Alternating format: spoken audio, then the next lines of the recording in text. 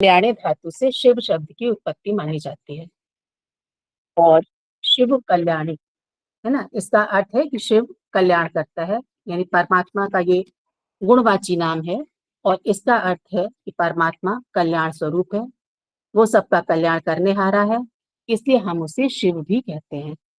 वेदों में शिव, शंभु, शंकर, पशुपति, हिरण्यबाहु जैसे शब्दों को देखकर लोगों के मन में ऐसी बात आती है कि वेद में शिव भगवान का वर्णन आया है, तो ये शिव पूजा जो है वो वैदिक काल से चली आ रही है। ये ऐसे ही श्रावण मास आता था और शिव की पूजा होती थी। हालांकि शिव जो शब्द है ये परमात्मा का गुणवाची नाम है। ईश्वर के जैसे बहुत सारे नाम हैं, ऐसे ही एक नाम शिव भी है। चूंकि परमात्मा कल्याणकारी है इसलिए उसको शिव भी कहते हैं। रामायण में धनुष भंग का जो प्रसंग आता है उसमें भगवान राम ने जो धनुष तोड़ा था, कहते हैं वो शिव जी का धनुष था। तो ऐसा एक वर्णन मिलता है और इससे प्रतीत होता है कि महाराज जनक जो थे उनके कोई पूर्वज रहे होंगे महात्मा शिव जैसे, तो उन्होंने उनका वो धनुष रहा होगा और उसको तोड़ा होगा। तो एक हम कहें कि ये मतलब ऐतिहासिक पुरुष भी रहे, महात्मा रहे, योगी रहे। तो रामायण में शिव जी का वर्णन मिलता है, ऐसे महाभारत में भी आपको शिव जी का वर्णन मिलेगा। कहते भूटान के राजा, उस समय भूटान जो भूतस्थान कहा जाता था, है ना, वो बाद में भूटान और भूटान करके ऐसा उसका परिवर्तित नाम बन गया। एक बहुत बड़ा प्राचीन देश था, बड़ा भूभाग था वो। और वहाँ जो महादेव की गद्दी कहलाती थी वो कैलाश पर्वत थी। तो वहाँ का राजा जो थे वो शिव थे। और महाभारत में एक प्रसंग है कि अर्जुन जो है वो शिव जी से पाशुपत नाम का अस्त्र था, उसको लेने के लिए वो हिमालय पर उनके पास गए थे। और शिव जी ने जब अर्जुन की पूरी परीक्षा ली और उसके बाद उनको वो अस्त्र दिया था। ऐसे अन्य भी प्रसंग आते हैं। एक जगह है कि शंकर और कृष्ण जी का युद्ध हुआ था। मतलब बाणासुर की पुत्री जो थी वो कृष्ण जी के, बाणासुर जो थे उनकी पुत्री थी उषा, उसका विवाह जो है वो कृष्ण जी के पौत्र अनिरुद्ध के साथ हुआ था। और शंकर जो थे वो बाणासुर की सेना में थे और इस युद्ध में जो है वो कृष्ण जी की जीत हुई थी। तो ऐसे कुछ प्रसंग हैं जिनसे पता चलता है कि शिव एक ऐतिहासिक व्यक्ति का भी नाम है, एक महापुरुष भी हुए हैं और ये परमात्मा का गुणवाची नाम भी है। तो इस तरह से शिव के बारे में कुछ बातें हमें पता चलती हैं। श्रावण मास में शिव पूजा का बहुत ज्यादा महत्व हैगा। आप देखते हैं कि लोग इसमें व्रत आदि उपवास करते हैं, कांवड़ यात्राएं होती हैं, बहुत कुछ चलता है। लेकिन आज जो शिव पूजा है वो लिंग पूजा में परिवर्तित हो चुकी है। मतलब भारतीय इतिहास के मध्य काल में वाम मार्ग का उदय हुआ तो लिंग पूजा का अत्यधिक प्रचार प्रसार हुआ और उसी का ही परिणाम था कि हमारी जो भारतीय आध्यात्मिकता थी वो अधःपतन को प्राप्त हुई। आज जो चित्र हमें शिव जी का मिलता है वो सामान्यतः कैसा दिखता है हमें कि शिव जी का एक जो है उनके सर पर अर्धचंद्र रखा हुआ है और जो चित्र हम दिखता है ना उनकी जटाओं से गंगा निकल रही है, माथे पे त्रिपुंड है, तीसरा नेत्र है उनका, गले हाथ में उनके त्रिशूल है, गले में सर्प की माला है और वस्त्र के नाम पर एक वो बाघांबर वो पहने हुए हैं। तो ऐसा चित्र जो हमें दिखता है, इसको जब हम देखते हैं तो ये चित्र जो है वो हिमालय का प्रतीक सा दिखता है ना। इसमें जो खासकर क्या है, तीन चीजें दिखती है हमें कि सिर पर चंद्रमा का होना, जटाओं से गंगा का निकलना, तीसरा नेत्र होना। ये सामान्य मनुष्य में नहीं होता जो हमें शिव जी के चित्र में दिखता है। तो ये तीन चीजें जो है वो अन्य महानवों से शिव जी को थोड़ा सा भिन्न करती हैं। तो जब हम इस पर विचार करते हैं तो हमें दिखता है कि जिन लोगों ने, अगर गहराई से विचार करें तो जैसे जिन लोगों ने हिमालय पर्वत की श्रेणियों को प्रत्यक्ष देखा होगा वो समझ सकते हैं कि पर्वत के पृष्ठभाग से जब सूर्य निकलता है और निकलकर जब वो ऊपर आता है तो ऐसा लगता है कि मानो वो चंद्रमा जो निकलता है तो ऐसा लगता है कि जैसे वो पर्वत पर ही रखा हुआ है। तो ये दृश्य जो है, संभवतः यही दृश्य जो है वो जटाजूट पे चंद्रमा के रखे होने का एक आधार माना गया है। और गंगा हिमालय से निकलती है, सभी जानते हैं। तो जटाजूट से की कल्पना जो है वो पर्वत की श्रृंखलाओं से की गई है, तो वहां से गंगा निकलती है। शिव जी का तीसरा नेत्र जो सामान्यतः तो बंद ही रहता है, पर जब शिव जी तांडव करते हैं तब वो खुलता है। अर्थात यदि हिमालय पर्वत कंपन करने लग जाए तो ज्वालामुखी के रूप में वो अग्नि की वर्षा करेगा, तो कितना विनाश होगा ये तो कल्पनातीत है। प्रलय का सदृश्य एकदम उपस्थित हो जाएगा। तो वेद में जो है बादल को अहि कहा गया है, और लौकिक संस्कृति में हम संस्कृत में हम क्या कहते हैं, बादल को सर्प कहते हैं, वो अहि को सर्प कहते हैं, है ना? तो ये जब बादल की बात हो रही है तो ऐसा मतलब जब हम देखते हैं तो ऐसा प्रतीत होता है कि बादल जो है वो पर्वत रूपी जो संघ है उनको जो है जब वो घेर लेता है बादल, तो वो ऐसा प्रतीत होता है कि मानो शिव को की गर्दन में सर्प रूपी जो माला है वो लिपटी हुई है। तो और हिमालय से निकलने वाली जो मतलब इस तरह से हिमालय का जो रूप है वो कुछ हद तक शिव जी के रूप से मिलता-जुलता सा दिखता है हमें। और हिमालय से निकलने वाली जीवनदायिनी जो नदियाँ हैं और बहुमूल्य जड़ी-बूटियों के कारण से ये कल्याणकारी तो है ही, तो इसको शिव कहना युक्ति संगत भी है। वेदों में शिव निराकार परमेश्वर का नाम है, जबकि रामायण और महाभारत में शिव जो है वो एक नामधारी पुरुष का नाम भी है। लेकिन अगर हम साकार शिव का जो चित्र हमें मिलता है, जिसका हम बात करते हैं, तो वो एक हिमालय पर्वत का मानवीकरण सा प्रतीत होता है, जिसे भक्ति भावना के अतिरेक में देवादिदेव परम पुरुष माना गया है। एक बात ये भी है कि कवि की दृष्टि जो होती है वो बहुत सूक्ष्म होती है, और वेद में कवि के अर्थ को जब ऋषि दयानंद भाष्य करते हैं तो वहां पे कवि को लिखते हैं क्रांतदर्शी, यानी बहुत ही सूक्ष्म जो देखता है वो क्रांतदर्शी कहलाता है। और सामान्यतः कविता की समझ सबको तो नहीं होती, है ना? मूढ़ मन तो लिखी हुई बातों को पत्थर की लकीर मानता है, और अगर वो संस्कृत में लिखी हो तो वो ब्रह्म वाक्य हो जाती है। तो आज की जो भोली भाली जनता है वो इस मिले जुले साहित्य से दिग्भ्रमित हो गई है, और वो सच्चे रूप जो है शिव के उसको समझने को नहीं समझ पा रही है, उससे मतलब भ्रमित हो रही है। तो आइए शिव जो है, वेद में जो शिव है उनका सच्चा स्वरूप क्या है उसका थोड़ा सा उस पर विचार करते हैं। तो हमारे यजुर्वेद का मंत्र है जिसे हम संध्या में प्रातः सायं नियमित रूप से जिसका हम वाचन करते हैं। ओम नमः शंभवाय च मयो भवाय च नमः शंकराय च मयस्कराय च नमः शिवाय च शिवितराय च नमः शंभवाय च। मैं उस शिव के उस शंभव रूप का, मैं परमात्मा के उस शंभव रूप को नमस्कार करता हूँ। शंभव यानी शंभु, जो सुख कर स्वरूप है परमात्मा का, उसको मैं नमस्कार करता हूँ, उसको मैं नमन करता हूँ, जो परमात्मा सुख स्वरूप है। तो सुख है ना, सुख क्या है? हम जीवन में जो भी कार्य करते हैं वो सब किस लिए करते हैं? सारा दिन हम सुबह उठते हैं, घर के काम करते हैं, या बच्चे हैं पढ़ने जाते हैं कि हम पढ़ लिख कर अपने लिए कुछ करेंगे, तो अपने लिए सुख सुविधाएं इकट्ठी करेंगे, हम कुछ बनेंगे। यह पुरुष हैं वो व्यवसाय कर रहे हैं या नौकरी कर रहे हैं, तो सब सुख के साधन जुटाने में लगे हैं। जो भी हम अपने कार्यकलाप करते हैं वो किस लिए करते हैं? कि सुख को प्राप्त करने के लिए। सारा दिन हम इसी में लगे रहते हैं, और वो सुख हमें कहाँ से मिलेगा? वो सुख कौन दे सकता है? तो सुख वो देगा जिसके पास सुख होगा। अगर हमें धन चाहिए तो हम धन कहाँ से प्राप्त करेंगे? अगर हमें धन चाहिए तो हम किसी निर्धन से तो धन नहीं मांगेंगे, किसी धनिक के पास जाएंगे, सेठ के पास जाएंगे। जिसके पास धन होगा वही हमें धन दे सकता है। तो जहाँ सुख है वहां से ही हमें सुख प्राप्त होगा। और सुख स्वरूप कौन है? तो सुख हमें दो स्थानों से प्राप्त होता है, एक तो परमात्मा से और दूसरा प्रकृति से। दोनों के पास सुख है, और हमें कौन सा सुख चाहिए ये हमें निर्णय करना है। तो प्रकृति का सुख जो है वो कैसा है? एक सुख आता है उसके साथ चार दुख मिलकर आते हैं, वो मिश्रित सुख है, वो पूर्ण सुख नहीं है।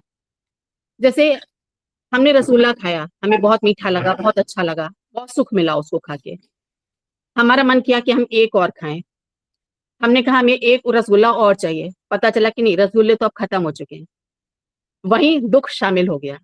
मतलब सुख आया साथ में दुख, या किसी डायबिटीज वाला है, कोई मधुमेह का रोगी है और उसको रसगुल्ला दे दिया, तो उस समय उसको बहुत सुख हुआ, लेकिन उसके बाद उसको दुःख की अनुभूति हुई कि उसको तकलीफें शुरू हो गई।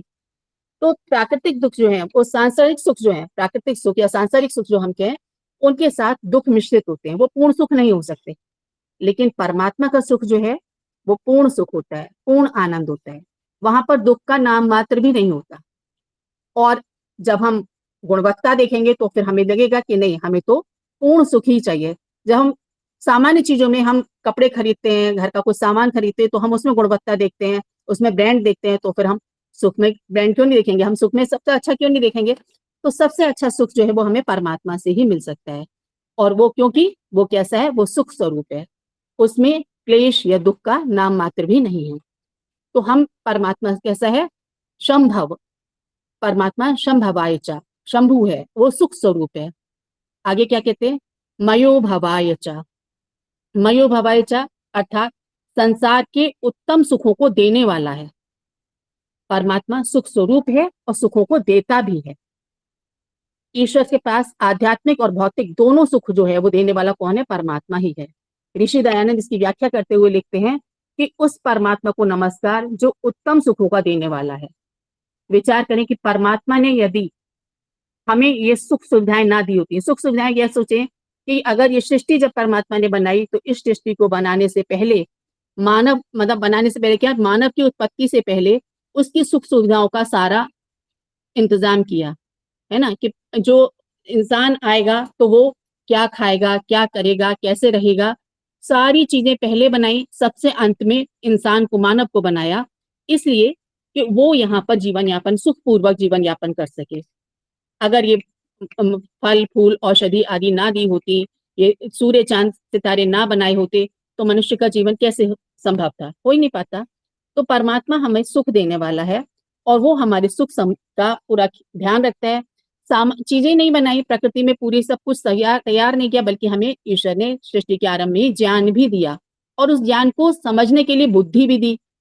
अगर बुद्धि ना होती तो हम उस ज्ञान को ना समझ पाते। तो इस तरह परमात्मा हमें सुख देता है, सुख को देने वाला है, इसलिए वो क्या है? मयोभव है। परमात्मा मयोभव है। आगे हम कहते हैं कि मतलब हाँ, और अगर हम ये कहें कि जैसे एक सामान्य बात कहते हैं लोग कि क्या है कि सब कुछ छोड़ दो संसार में, सुख दुख मतलब ये सब सोच लो, मतलब कुछ खाना पीना, रोग बीमारी, सब कुछ भूल जाओ, केवल परमात्मा की भक्ति में लीन हो जाओ, उसी से सुख मिलेगा। तो ऐसा नहीं है। परमात्मा क्या कहता है कि भौतिक सुखों को भी प्राप्त करना है। भौतिक सुखों, अगर हमें अपने परम लक्ष्य की यात्रा पर जाना है तो उसके लिए सांसारिक सुखों को भी भोगना होगा। उसको भोग कर ही जाएंगे, सब कुछ त्याग करना जरूरी नहीं है।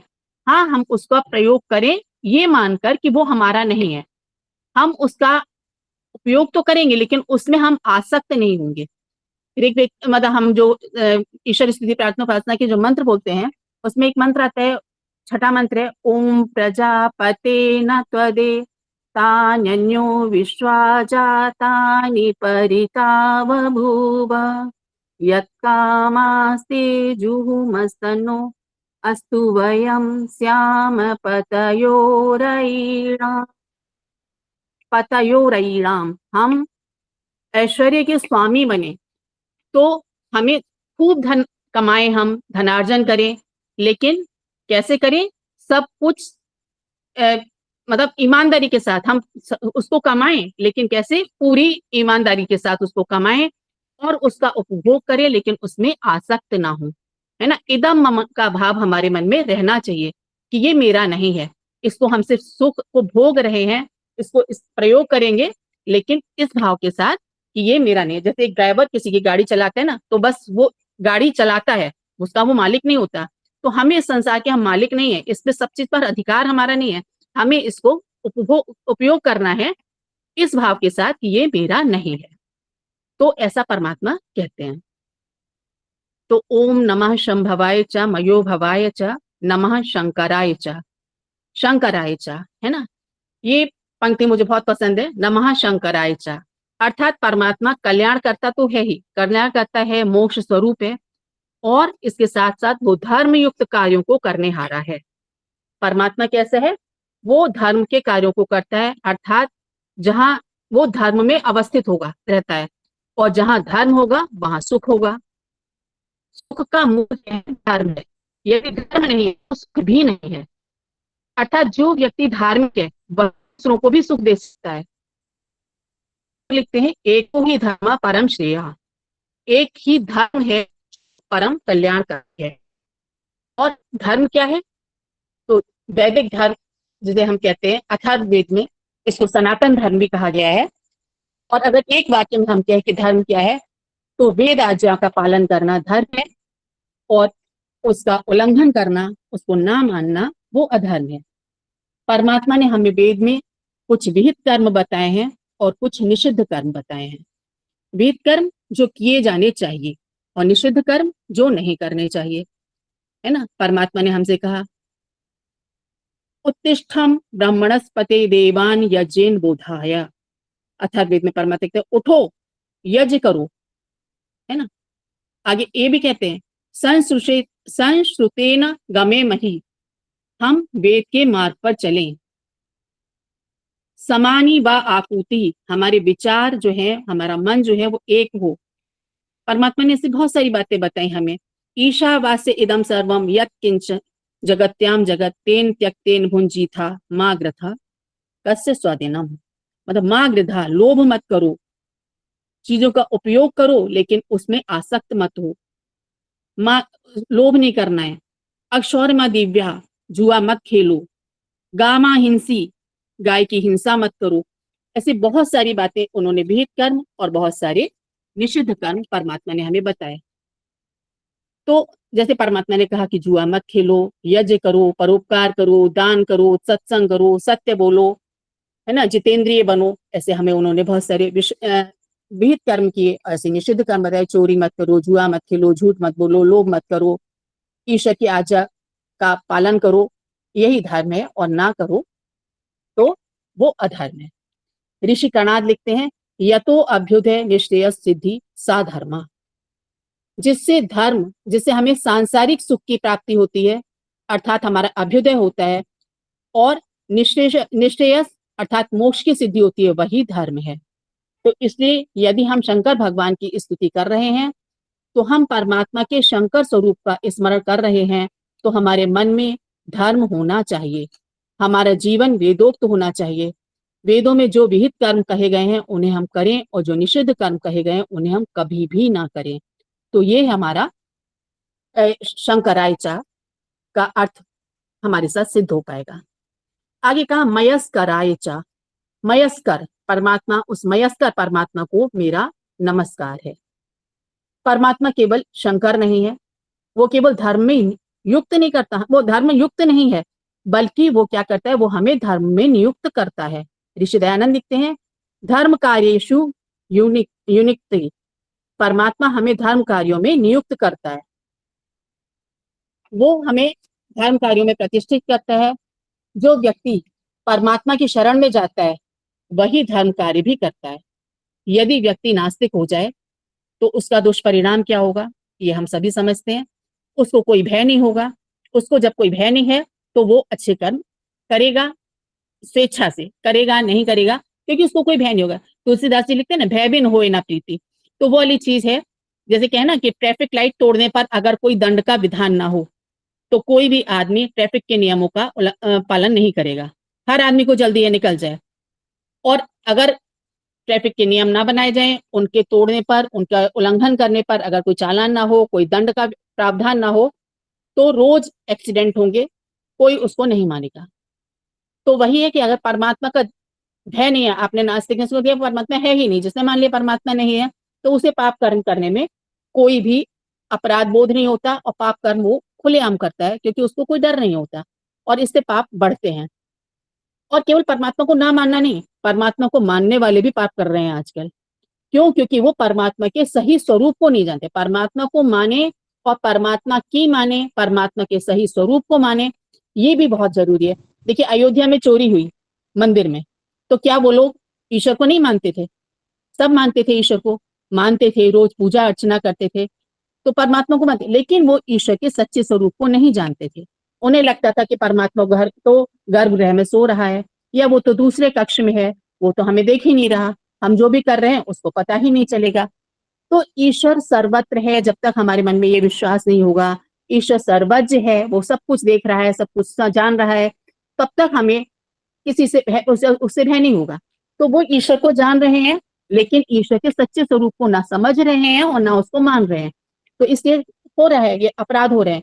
तो हम परमात्मा को जाने और परमात्मा के सही स्वरूप को जाने और उसकी माने, तब हम धर्म कार्यों में नियुक्त होंगे।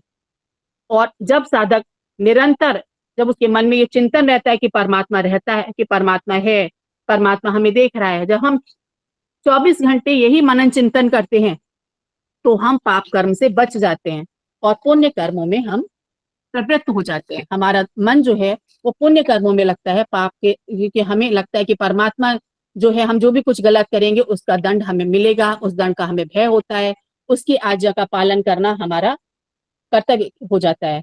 वेद में एक वाक्य आता है, भीमा इंद्र से हेतया, मतलब ईश्वर का दंड जो है वो बहुत ही भयानक है। यदि आप पाप करेंगे तो दंड अवश्य ही भोगना पड़ेगा। अवश्य में भोक्तव्यम कृतम कर्म शुभाशुभम, मतलब जो भी हम कर्म करते हैं वो हमें अवश्य ही भोगने पड़ते हैं। तो जब हम ये सब जानते हैं तो हम धर्म में नियुक्त होते हैं। आगे, नमः शिवाय च, उस परमात्मा के लिए मेरा नमस्कार, जो शिव जो है कल्याणकारी है, वो सतत हमारा कल्याण करता है। और कैसे कल्याण करता है?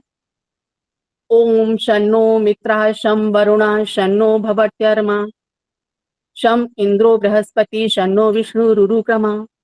वे परमात्मा हमारा मित्र बनकर हमारा कल्याण करता है।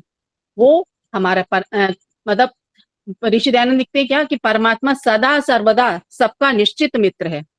सांसारिक मित्र तो हमारे आज हैं, कल नहीं है, लेकिन वो हमेशा है और हमेशा हमारे साथ रहता है। वो सिर्फ हमारा कल्याण करता है। तो परमात्मा मित्र बनकर हमारा कल्याण करता है। परमात्मा वरुण है, वो सर्वश्रेष्ठ है, सबसे अधिक वर्ण करने योग्य है, उसका चयन करने योग्य है। और जब हम उसको स्वीकार करते हैं तो हमारा कल्याण होता है। परमात्मा आर्यमा है, वो न्यायाधीश है, न्यायकारी है। और जब हम इन बातों को समझते हैं तो हमारा कल्याण होता है। तो परमात्मा के हम शिव रूप को समझें तो परमात्मा नमः शिवाय च शिवतराय च, हम उसके उस रूप को समझेंगे। परमात्मा सबका स्वामी है, सबसे बड़ा है, विष्णु है, सर्वव्यापक है। उसी के उसी के प्रकाश से, उसी के आलोक से ये समस्त संसार जो है प्रकाशित है। हम उसके सानिध्य में रहेंगे तो हम जो है वो हमारा कल्याण करेगा। हम उसका कल्याण, हमारा कल्याण तब होगा जब हम उसके सानिध्य में रहेंगे। नमः शंभवाय च शिवताराय च, उस मंगल स्वरूप धार्मिक मनुष्य को सुख देने वाले परमात्मा को हमारा नमस्कार है। आइए हम सब मिलकर उस परम पिता परमात्मा जो हमारा परमेश्वर है, हम उसका नमन करें, उसको वंदन करें, उसकी उपासना करें। ओम शम। आगे आचार्य जी कुछ बताएंगे। सरदत्त नमस्ते सभी को, धन्यवाद। बहुत बहुत धन्यवाद आदरणीय बहन प्रीति जी। बहुत ही सुंदर सच्चे शिव के स्वरूप को आज की सभा में आपने प्रस्तुत किया, उसके लिए पूरी सभा की ओर से आपका बहुत बहुत धन्यवाद और आपका हार्दिक अभिनंदन। और जो इस प्रकार अनेक प्रकार से जो गलत प्रचलन है समाज में, वो भी इसकी जो वीडियो है उससे प्रेरणा प्राप्त करेंगे, ऐसे हम आशा करते हैं। यहाँ पर उपस्थित सभी भाई बहन, आपने बड़े धैर्यपूर्वक के पूरा जो विवरण था उसको बहुत अच्छे से आपने सुना, सराहा, उसके लिए आप सभी का भी बहुत बहुत धन्यवाद। हम में से कोई भाई बहन कोई बात कहना चाहते हैं तो वे कृपया हस्तोत्थाप द्वारा सूचित कर सकते हैं।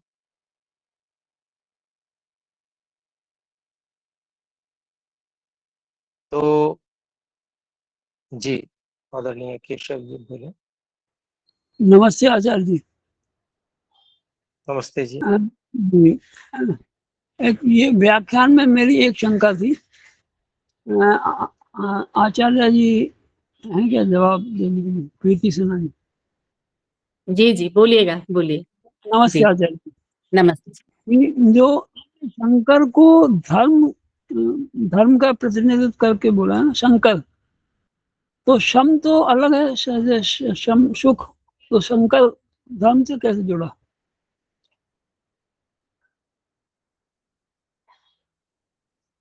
शंकर शब्द को कल्याण करने वाला, धर्म युक्त, ऐसा करके निघंटु में उनकी व्याख्या की गई है। अच्छा शम शब्द को निघंटु में कल्याणकारी भी कहा है और धर्म युक्त भी कहा गया है।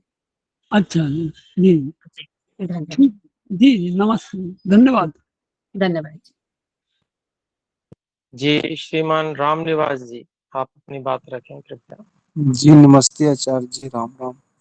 आचार्य जी, एक चीज पूछना था कि शंकर और शिव दोनों एक ही हैं, एक ही शब्द है क्या महाराज जी, कि आचार्य जी, कि कोई इनके सब अर्थ अलग अलग हैं?